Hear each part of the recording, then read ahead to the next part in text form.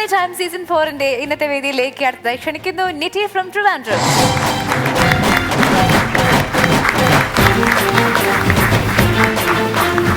നമസ്കാരം. തള്ളി ഇതാരിക്കണത്? ആ താത്തയാ? താത്ത നിങ്ങൾ മൊഞ്ചത്തിയായിട്ടുണ്ടല്ലേ? അതാരെ അപ്പുറത്തിരിക്കണ ആ കൊമരി? നമ്മുടെ ഒരു എടുത്തു വളർത്തിയൊരു കൊച്ചാണത്. അണ്ടാ നിങ്ങൾ സൂപ്പർ തന്നെ കേട്ടാ. നിങ്ങൾ ഞാൻ പറഞ്ഞ ടിവിയിലൊക്കെ കാണുന്നുണ്ട്. നിങ്ങൾ തള്ളി മറിക്കുന്നുണ്ട് കേട്ടോ എല്ലാരെയും. രചന ചേച്ചി നിങ്ങൾ സുന്ദരിയായിരിക്കണ്. ആ സാരിയൊക്കെ സൂപ്പർ തന്നെ കേട്ടാ. ഞാൻ വന്നത് കുറച്ച് നാള് മുമ്പ് എൻ്റെ തന്തയും തള്ളയും കൂടെ അവരൊക്കെ കന്നിക്കുണ്ടായ പിള്ളയ്ക്ക് എന്തൊരു പേരിടണമെന്ന് ആലോചിച്ച് തിണ്ണയിൽ അന്തം വിട്ടിരിക്കുമ്പോഴാണ് എൻ്റെ അമ്മാവൻ ധാരാവിൽ ഗുണ്ടയാവാൻ പോയിട്ട് ഗുണ്ടയാവാതെ എനിക്കൊരു പേരുമായിട്ട് തിരിച്ചു വരണത്. പുള്ളിക്കാരൻ അവിടെ ചെന്ന് ഗുണ്ടകളെയൊക്കെ കണ്ട് പേടിച്ച് കടത്തിണ്ണയാണെന്ന് പറഞ്ഞ് കയറി കിടന്നത് എവിടെയാണെന്ന് അറിയാമോ? ഒരു യൂണിവേഴ്സിറ്റിയുടെ തിണ്ണയിൽ. ആ യൂണിവേഴ്സിറ്റിയുടെ പേരാണ് നിറ്റി.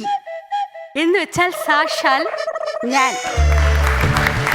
പ്രൊഡക്ഷൻ കൺട്രോളർ ആൻഡ് പ്രൊഡ്യൂസർ യഥാവിധി Prasannaraj and Reetha Kumari. Name sponsored by എൻ്റെ പേടിത്തൂറി അമ്മാവൻ and food and accommodation by Renzy Ramesh. അപ്പൊ തള്ളി ഇതാരിക്കണത്? തള്ളി രമണിയാ? എടി പുളു ചാണ്ടി, നിങ്ങൾ തൊഴിലുറപ്പിലൊന്നും പോയില്ലേ? നിങ്ങൾ എന്തിനുള്ളത് ഇവിടെ വന്നിരിക്കണത്? എനിക്കറിയാം ഈ പെൺപുലികളെയൊക്കെ പൊളപ്പം തമാശകളൊക്കെ കണ്ട് നിങ്ങൾ ചിരിച്ചു മറിച്ചിരിക്കുകയാണെന്ന്. എനിക്ക് ഇത്രയും പൊളപ്പൊന്നും ഇല്ല കേട്ടാ. എൻ്റെ ആകെ ഉള്ളത് എലിവാല് പോലെ ഒരു സാധനമാണ്. ഞാൻ അതങ്ങോട്ട് പറഞ്ഞുതരാം. ഞാന് ഒരു ഹോസ്റ്റലിലെ അന്തേവാസിയായിരുന്നു. നിങ്ങളൊക്കെ പണ്ട് ഹോസ്റ്റലിൽ നിന്നിട്ടുണ്ടാ? അപ്പോൾ അവിടെ എനിക്ക് 2 കൂട്ടുകാരികളുണ്ടായിരുന്നു, 2 കൊമരികൾ. ഒരാൾ ഷീല കണ്ണൂരിന്ന്, ഒരാൾ ചാന്ത. അവൾ എവിടെ നിന്നറിയാമോ? മലപ്പുറത്തെത്തും. അപ്പൊ എവളുമാരും മിക്ക ദിവസവും കോളേജിൽ പോയിട്ട് വന്നിട്ട് എൻ്റെ കൂടെ പറയും, എടി നമുക്ക് കള്ളുകളും മറ്റുമൊക്കെ കുടിക്കാന്ന്. അപ്പൊ ഞാൻ പറയും, തള്ളേ എനിക്ക് കള്ളുകളും മറ്റൊന്നും വേണ്ട, നിങ്ങൾ കുടിച്ചറുമാതിക്ക് ഞാൻ വീഡിയോകളും മറ്റുമൊക്കെ എടുക്കാന്ന്. അങ്ങനെ എവളുമാരും തരും 2 പേരും കൂടെ മതിൽ ചാടി കള്ള് വാങ്ങിക്കാൻ പോയി. കള്ള് വാങ്ങിക്കാൻ പോയപ്പോഴത്തേക്ക് അതിലൊരുത്തി എന്നെ വിളിക്കണേ, എടി നിന്റെ നമ്പർ ഇതാ ഇവിടെ മതില്ലേ, അതാ തെണ്ടി എഴുതി വെച്ചേക്കണമെന്ന്. അപ്പൊ ഞാൻ പറഞ്ഞു, എടി ആ തെണ്ടി വേറെ ആരുമല്ല, ഞാനാണ്. ഞാൻ സ്റ്റിൽ ഒരു സിംഗിൾ ആയതുകൊണ്ട് ആരെങ്കിലും കണ്ട് എനിക്കൊരു ജീവിതം തന്നാലോ എന്ന് വിചാരിച്ച് എഴുതി വെച്ചതാണല്ലോ. അങ്ങനെ ഇവളുമാര് കൊണ്ടുവന്നു ചപ്പാത്തി, ഇറച്ചിക്കറി, കള്ള് ഇതെല്ലാം തുറന്നു വെച്ചു. 2 പെഗ് അടിച്ചപ്പോൾ തന്നെ ഇവളുമാര് ഫ്ലാറ്റായി. എന്നിട്ടും വിട്ടില്ല. ആ 2 ബോട്ടിലും ഇവളുമാര് കുടിച്ചു തീർത്തു. കുടിച്ചു തീർന്നപ്പോൾ ഈ മലപ്പുറത്തുള്ളവള് എൻ്റെ അടുത്ത് പറയും, ഇടി തുള്ളെന്ന്. അപ്പം ഞാൻ വിചാരിച്ച് തുള്ളാനാണെന്ന്. അപ്പം ഞാനും മോളിയും കൂടെ തുള്ളി അസാധ്യമായി. തുള്ളിയത് ഈ മേച്ചപ്പുറത്തിരുന്ന കുപ്പിയും പാത്രങ്ങളും എല്ലാം കൂടെ അങ്ങ് തറയിൽ വീണു. അപ്പോഴാണ് മറ്റുള്ള പറയണത്, എടി ദോ ലാഫിംഗ് ബുത്ത വീണ് കിടക്കണമെന്ന്. അപ്പം ഞാൻ റെഡി, അത് ലാഫിംഗ് ബുത്ത അല്ല, നീയൊക്കെ ഇപ്പം കുടിച്ചു തീർത്ത ഓൾഡ് മങ്ക് കുപ്പിയാണ്. അപ്പോൾ അത് കഴിഞ്ഞപ്പോഴത്തേക്ക് അപ്പോൾ വിശപ്പ് അതിക്രമിച്ചത് കൊണ്ട് ഞങ്ങളിത് തുറന്നു വെച്ചു. അപ്പം തുറന്നു വെച്ചപ്പോൾ ഞാനാണെങ്കിൽ ചപ്പാത്തി ഇറച്ചിക്കഴിയും കഴിക്കണത് എല്ലാം കടിച്ചു തുപ്പി എൻ്റെ പാത്രത്തിൻ്റെ സൈഡിൽ വെച്ച്. അപ്പം ഇത് കണ്ടിട്ട് മറ്റോള് പറയണ, എടി എനിക്ക് മാത്രം ഈ കൂട്ടായി അവൾ തന്നില്ല, എടി അത്രയും അവളെടുത്തെന്ന് പറഞ്ഞ് കൈയിട്ടെടുത്ത് ഇത് മൊത്തം ഒറ്റ അടിക്ക് വാക്കിയാത്ത സാധനം ഞാൻ തുപ്പി വെച്ചതാണേ. അപ്പോഴാണ് ഷീല പറയണത്, എടി ഈ കൂട്ടാ മൊത്തം പുഴുവടി. ഞാൻ നോക്കുമ്പോൾ അതിനകത്ത് നിറച്ച് വെള്ള പുഴു ഇങ്ങനെ കിടക്കണ്. തള്ളേ ഞാൻ ഛർദ്ദിക്കാൻ വന്ന്, എന്നാലും എവളുമാരെ അപ്പോഴേ അത് വേസ്റ്റിലിട്ട്. പക്ഷെ ഞാൻ എന്തെങ്കിലും അത് പോസ്റ്റ് ചെയ്ത് നോക്കി. അതെന്തെന്നറിയാമോ? മറ്റേ മൂത്ത തക്കാളി ഉണ്ടല്ലേ, തക്കാളീൻ്റെ കുരുവിൽ ഒരുമാതിരി വെള്ള പൊടിപ്പ് വരും. അത് കണ്ടിട്ടാണ് എവളുമാർ അങ്ങനെ പറഞ്ഞത്. കാരണം ബോധമില്ലല്ലേ. അങ്ങനെ അന്നത്തെ രാത്രി പട്ടിണിയായി. അപ്പോൾ കുറച്ച് കഴിഞ്ഞപ്പോഴത്തേക്ക് ഇവളെൻ്റെ അടുത്ത് പറഞ്ഞു, എനിക്ക് പാത്താണ്ടോ എന്ന് പറഞ്ഞപ്പോൾ എനിക്ക് പെട്ടെന്ന് മനസ്സിലായില്ല ഇവൾ എന്താണ് ഈ പറയണേന്ന്. എടി ഞാൻ പാത്താണ്ടി. ഞാൻ നോക്കുമ്പോൾ അവിടെ മൊത്തവും മൂത്രം ഒഴിച്ച്, പിന്നെ ഞാൻ അതും കൂടെ തുടയ്ക്കേണ്ടി വന്നു.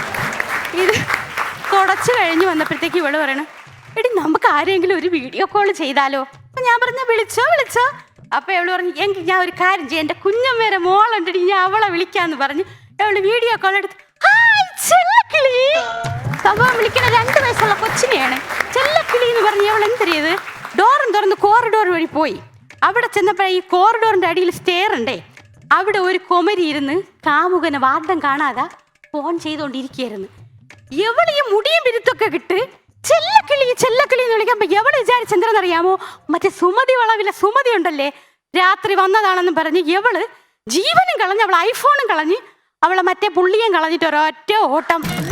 ഈ ഓട്ടം കഴിഞ്ഞപ്പോ കൂടെ ഉണ്ടായിരുന്ന എന്റെ ഫ്രണ്ട് വിചാരിച്ചെന്താണ്, ഇവള് വരെ ഞാൻ പറയാതെ തൊട്ട് കളിക്കണമെന്ന് പറഞ്ഞ് ഇവള് ആ ഓടിയോളെ പുറകെ ഓടിയോണ്ട് മറ്റോള് ചെടി നിങ്ങൾ മാത്രം പോവാതെ ഞാനും വരാമെന്ന് പറഞ്ഞ് ഞാനും പിറകെ ഓടി. ആദ്യത്തെ നിലയിൽ ചെന്ന് നോക്കി, അവിടെ കണ്ടില്ല.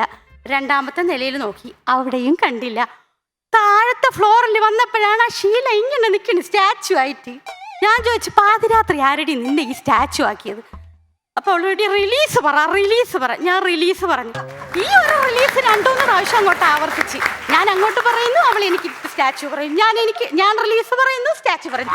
3-4 പ്രാവശ്യം ആയപ്പോൾ ഞാൻ തന്നെ ആലോചിച്ചു, ഇതെന്തിനാണ് ഇങ്ങനെ പറയണതെന്ന് വെച്ച് ഞാൻ എവളെയും കൂടെ വലിച്ച് റൂമിൽ കൊണ്ടാക്കിയപ്പം മറ്റവള്, എടി നമ്മൾ ഈ കള്ളു പിടിച്ച കാര്യം എൻ്റെ മറ്റേ പുള്ളിക്കാരൻ്റെ അടുത്ത് പറയണ്ടേ, ഞാനൊന്ന് പറഞ്ഞോട്ടെ. ഞാൻ പറഞ്ഞു, നീ പറഞ്ഞോ. ഉടനെ എന്ത് ചെയ്തു, ഫോൺ എടുത്തു. എടാ ചെല്ലക്കിളി, നമ്മളിവിടെ കള്ളുകളൊക്കെ കുടിച്ചിരിക്കണടാ. പക്ഷേ അവിടെ തലയ്ക്ക് ഫോൺ എടുത്തത് അവൻ്റെ അച്ഛനായിരുന്നു.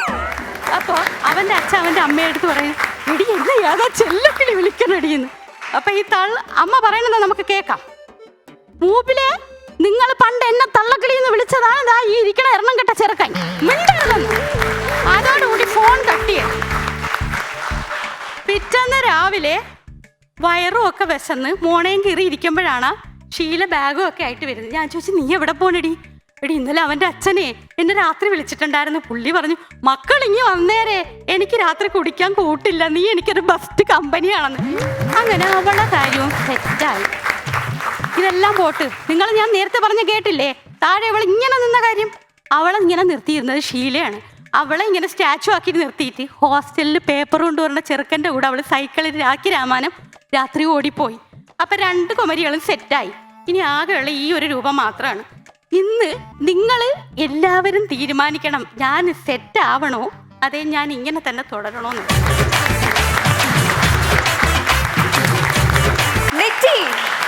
നിറ്റി സ്റ്റാൻഡപ്പിന് മുൻപ് ഒരാളും സ്റ്റാൻഡപ്പ് തുടങ്ങിയപ്പം എൻറ്റയർലി ഒരു ഡിഫറെന്റ് ആയിട്ടുള്ള ഒരാളായി മാറി അല്ലേ? നല്ല എനർജി ഉണ്ടായിരുന്നു കേട്ടോ. ഇത് ശരിക്കും മൾട്ടിപ്പിൾ പേഴ്സണാലിറ്റി ഡിസോർഡർ എന്ന് പറയുന്ന ഒരു അസുഖമാണ്, അല്ലാതെ ഇങ്ങനെയൊക്കെ ചെയ്യാൻ പറ്റുമോ? അല്ല, ഇതുപോലെ ഏതാണ്ട് ഒരു രസം എനിക്ക് വേറെ ഉണ്ട്. കാരണം എന്റെ ഈ ഹെമിസ്ഫിയറിൽ ഏതോ ഒന്ന് അങ്ങോട്ടും ഇങ്ങോട്ടും മാറി വർക്ക് ചെയ്യണുണ്ട്. കാരണം ഞാൻ എഴുതണത് റിവേഴ്സിലാണ്. Oh no, very good. Reversal means like from. എന്നാലും ഒരാളൊരു അസുഖം ഉണ്ടെന്ന് പറഞ്ഞപ്പോ ഡയാന വെരി ഗുഡ്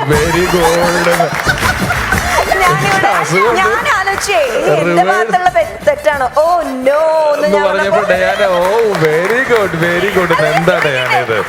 ഒരാൾ എടുത്തെന്ന് വലത്തോട്ട് എഴുതുന്ന പറഞ്ഞാൽ ആക്ച്വലി ലെഫ്റ്റ് സൈഡിൽ നിന്ന് എഴുതാൻ പറ്റുന്നല്ലോ. എനിക്ക് അല്ലാതെ എനിക്ക് പറഞ്ഞുതരാൻ അറിയില്ല. ഈ ഹെമിസ്ഫിയറിൽ നമ്മൾ സാധാരണ ഈ ഹെമിസ്ഫിയർ യൂസ് ചെയ്യുമ്പോൾ നമ്മുടെ ഈ ആക്ടിവിറ്റീസും അങ്ങനെ ആണല്ലോ. അപ്പോൾ എൻ്റെ ഇതിൽ ഏതോ ഒരു ഹെമിസ്ഫിയറിന് ഇത്തിരി കുഴപ്പമുണ്ട്. അപ്പോൾ ഞാൻ എഴുതണത് നമ്മുടെ മിറർ ഇമേജ് ആണ്. ഇവൻ അറബി എഴുതണ പോലെയോ അല്ല? നോ, ഒരിക്കലും അല്ല. അതിന്റെ നമ്മുടെ എഴുതണതിന്റെ ബാക്കിലെ ഇമേജ് ആണ് എഴുതണം. പരീക്ഷയ്ക്കൊക്കെ എന്ത് ചെയ്തു? പരീക്ഷയ്ക്ക് നോർമലിയാ. അത് ഞാൻ സൈക്കോളജി പഠിച്ച ആളാണ്. അപ്പൊ എനിക്കറിയാം അതൊരു ചെറിയ ഒരു ഡിസബിലിറ്റി ആണെന്ന് അറിയാം. പക്ഷെ ഞാൻ അതിനെ യൂസ് ചെയ്തു. കൊറോണ സമയത്ത് എനിക്കൊരു ഇന്ത്യൻ ബുക്ക് ഓഫ് റെക്കോർഡും ഒരു വേൾഡ് റെക്കോർഡും ഞാൻ അതിൽ കഥയും കവിതയും നോവലും എഴുതി വാങ്ങിച്ചു. അടിപൊളി. അപ്പൊ ഈ തിരുവനന്തപുരത്ത് ബസ് സ്റ്റാൻഡിൽ നിന്ന് വീട്ടിൽ പോണേന്ന് വീട്ടിൽ നിന്ന് ബസ് സ്റ്റാൻഡിലേക്ക് പോവോ?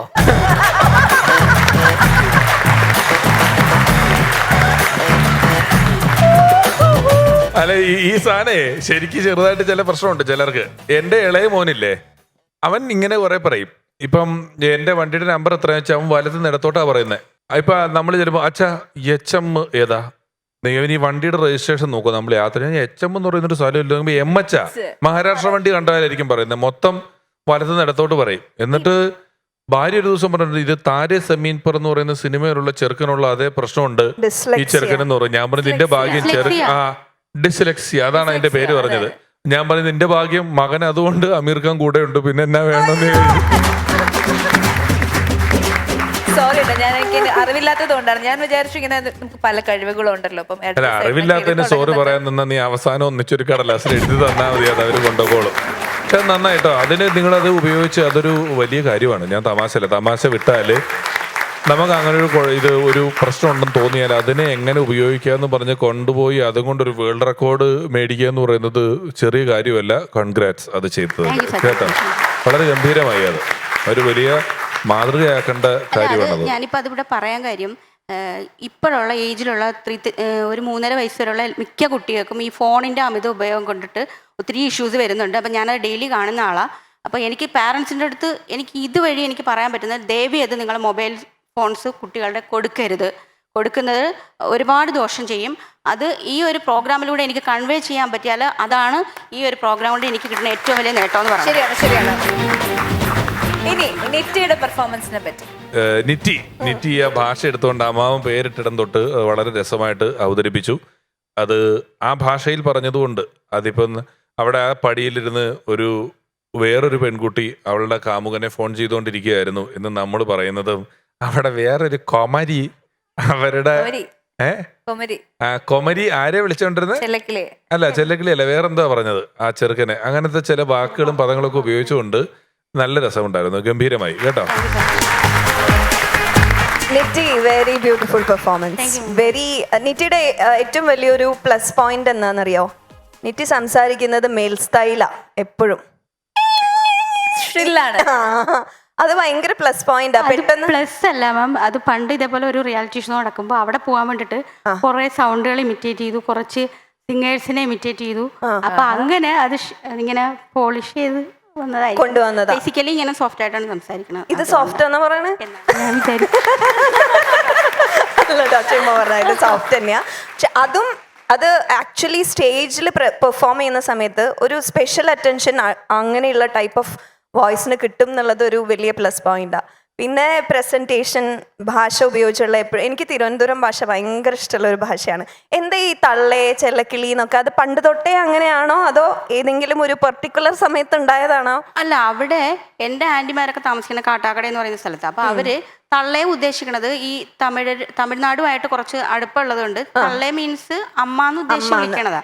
ചെല്ലക്കിളി എന്ന് വിളിക്കണ അത്രയും ക്യൂട്ടായിട്ടുള്ള ബേബിയുടെ സ്നേഹം പ്രകടിപ്പിക്കാൻ വേണ്ടി. പക്ഷെ അതൊരു എന്താ പറയാ, ഒരു ഐഡന്റിഫിക്കേഷൻ ആയി മാറിയില്ലേ? അല്ല, അത് തിരുവനന്തപുരം ഭാഷ കോട്ടയം ഭാഷ പറയാൻ വേണ്ടി എന്ന എന്ന് ഉപയോഗിക്കുന്നത് പോലെ ആളുകളുടെ അടുത്ത് ഉപയോഗിക്കുന്നു എന്നുള്ളതിന് അപ്പുറം തിരുവനന്തപുരത്തുള്ള ബഹുഭൂരിപക്ഷം ആൾക്കാർ ഉപയോഗിക്കുന്ന ഒരു ഭാഷയൊന്നും ഒന്നുമില്ല. ഇതൊക്കെ നമ്മളങ്ങനെ ഈ കലാമേഖലയിൽ ഉപയോഗിക്കുമ്പോൾ പറഞ്ഞു പോകുന്നു നർമ്മത്തിന് വേണ്ടി എന്നുള്ളതിനപ്പുറം ഒരു തിരുവനന്തപുരം ഭാഷ ഇതാണ് എന്ന് പറയുന്ന ഒരു ഭാഷയല്ല ഇത്. രസമുള്ളൊരു ഈണവും താളമുള്ളൊരു ഭാഷ, അത്രേ ഉള്ളൂ. അതുപോലെ നിറ്റിയുടെ വേറൊരു പ്രത്യേകത ഞാൻ മനസ്സിലാക്കിയത് പ്രസൻസ് ഓഫ് മൈൻഡ് ആണ്. ചിലത് ഞങ്ങൾക്ക് മനസ്സിലാവാതെ വന്നപ്പോ അങ്ങനെ ഒരു സംഭവം പറഞ്ഞില്ലേ, ഞാൻ തന്നെ തുപ്പിട്ടതാണോ ക്ലാരിഫൈ ചെയ്തുകൊണ്ട് ഞങ്ങളെ മനസ്സിലാക്കിപ്പിച്ച് തന്നുകൊണ്ട് ഒരു കയ്യടി നേടിയ ഒരു മൊമെന്റ് ഉണ്ടായിരുന്നു. അപ്പൊ ഇതുപോലെ എപ്പോഴും പ്രസൻസ് ഓഫ് മൈൻഡും നല്ല നല്ല ചിന്തകളും എല്ലാം നേരത്തെ നമുക്കുണ്ടായ ആ കുറവിനെ പരിപോഷിപ്പിച്ചെടുത്ത് നല്ല രീതിയിലേക്ക് കൊണ്ടുവന്ന പോലെ നമ്മുടെ ഇവിടെ സ്റ്റാൻഡപ്പ് കോമഡി അടിപൊളിയായിട്ട് പ്രസന്റ് ചെയ്യാൻ പറ്റട്ടെ. All the best. മലപ്പുറം ഭാഷ പറഞ്ഞപ്പോ ഇവർക്ക് ഭയങ്കര സന്തോഷായിരുന്നു. ഇങ്ങനെയാണോ മലപ്പുറം ഭാഷ? ഇടയിൽ എന്തോ ഒരു വേർഡ് പറഞ്ഞില്ലേ? പാത്താണ്ടോന്ന് പറയില്ലേ? എന്താ ഞങ്ങളുടെ ഡേ കെയറില് ഒരു കുഞ്ഞു വന്നു. കാരണം പുള്ളിയുടെ അച്ഛൻ ഇങ്ങനെ RCC പേഷ്യൻ്റ് ആയിട്ട് ഞങ്ങളുടെ നൈബറായിട്ട് വന്നു. അപ്പൊ ഈ കുഞ്ഞുവിനെ ടേക്ക് കെയർ ചെയ്ത 6 months ഞങ്ങളാ. അപ്പൊ ഇവൻ ഫസ്റ്റിലേ വന്നിട്ട് ഞാൻ പറയുന്ന അവന് മനസ്സിലാവില്ല, അവൻ പറയുന്നത് എനിക്ക് മനസ്സിലാവില്ല. അപ്പൊ ഇവൻ ഇതേപോലെ രാവിലെ വന്നിട്ട് പാത്താണ്ടോ എന്ന് പറഞ്ഞു. 10 മിനിറ്റിനുള്ളിൽ അവൻ പാത്താണ്ടി. അപ്പോഴാണ് എനിക്ക് മനസ്സിലായത്. അതാണ് ഞാൻ മലപ്പുറം ഭാഷ വരുമ്പോ നല്ല ഓഡിയൻസിന്റെ ഭാഗത്ത് നല്ല സപ്പോർട്ടായിരുന്നു. റെസ്പോൺസ് പറഞ്ഞത്. അപ്പൊ താങ്ക് യു നിറ്റി. അപ്പൊ മീനുകുട്ടിയുടെയും നിറ്റിയുടെയും പെർഫോമൻസ് കഴിഞ്ഞിരിക്കുന്നു. ഇനി അറിയേണ്ടത് അവരുടെ മാർക്സ് ആണ്. ആർക്കൊക്കെയാണ് സമ്മാനം കിട്ടുന്നതെന്നൊക്കെ അറിയണം. രമേശ് ഏട്ടാ, തമാശയേറിയ ഇന്നത്തെ എപ്പിസോഡ് അവസാനിക്കുമ്പോൾ നിങ്ങൾ രണ്ടുപേരിൽ 96 മാർക്കുകൾ വാങ്ങിച്ചുകൊണ്ട് നിറ്റി ബെറ്റർ പെർഫോമൻസ് കാഴ്ചവെച്ചു. കൺഗ്രാറ്റുലേഷൻസ്. 90 മാർക്കുകൾ മേടിച്ചുകൊണ്ട് മീനുപ്രിയ.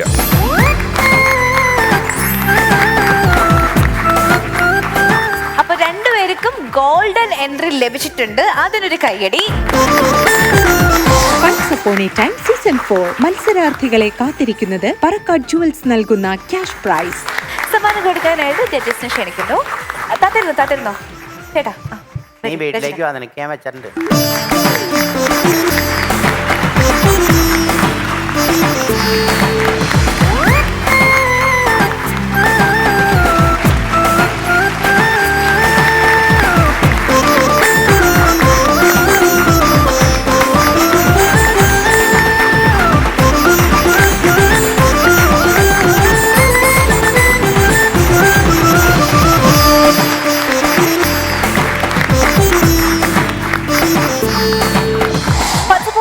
സീസൺ 4 നിങ്ങൾക്ക് പങ്കെടുക്കുവാൻ താല്പര്യമുണ്ടെങ്കിൽ ഫീമെയിൽ സ്റ്റാൻഡപ്പ് കൊമേഡിയന്മാർ കോൺടാക്ട് ചെയ്യേണ്ടത് funsupon-a-time@gmail.com എന്ന മെയിലിലേക്ക് നിങ്ങളുടെ ഡീറ്റെയിലുകൾ മെയിൽ ചെയ്യൂ.